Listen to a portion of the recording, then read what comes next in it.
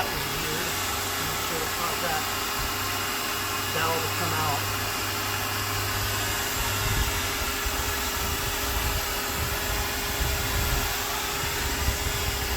That allows me to get right up close to the valve to let it come off.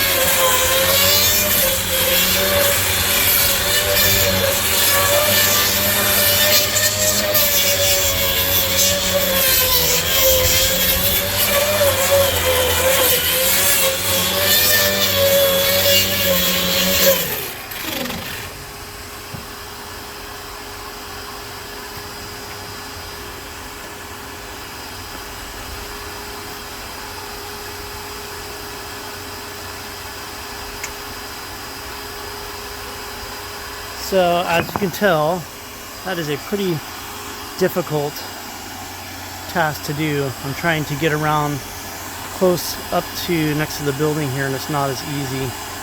Not that easy. None of this is that easy. As you can tell, it's hard on the back. If you have back problems, this is not a very comfortable job to do. But most of us have back problems, so we deal with it how we deal with it. But if you saw, that little dowel came out of the that little housing that pops open when you take off the when you take off that little cover. There is a hinge, and the dowel that holds that hinge together, whatever, excuse me, popped out while I was rubbing up against the house there. I'm not sure what caused that. I have to look at the video and see if that maybe show me why. But at the very end of this project, I'm gonna have to come back and take that entire shroud off so I can get right up close to the house and get that paint off that's right next to the house there. So let me show you how close it gets here. This is how close it is when the wood's nice and even, but you can see, I'm not sure if you can see it in the shadow. It gets pretty close, but not all the way with that shroud. So, the shroud is good with the vacuum. That's the whole reason why I have it, is because of the vacuum factor. So I guess that's just about as much as I'll show you with this video here. It's a slow process, and some of the wood, it seems like gosh, it's hard to say. It seems like some of the, looks like there's a mixture of like the, what do they call it? Conhart, and then there's the common, the two different kinds of redwood. It seems like the harder, I don't know how to say it, harder or the older wood. I'm not sure if that's the common or what. I'm not sure, to be honest. I can't remember the two terms, but one of the redwood, you all know, it's closer to the heart of the tree. It's more consistent color. The other stuff is not so consistent on the outer side of the tree, I guess, outer parts of the tree. And to be honest, it seems like the older wood is coming across the older, softer wood. I can't even tell what type it is at this point. The paint's coming off quicker. The harder wood is not as easy for the stuff to come off of. But this is 3 layers of paint that's been painted onto the deck, and so it is at some spots really still on there really good and nice and strong. So I don't really know.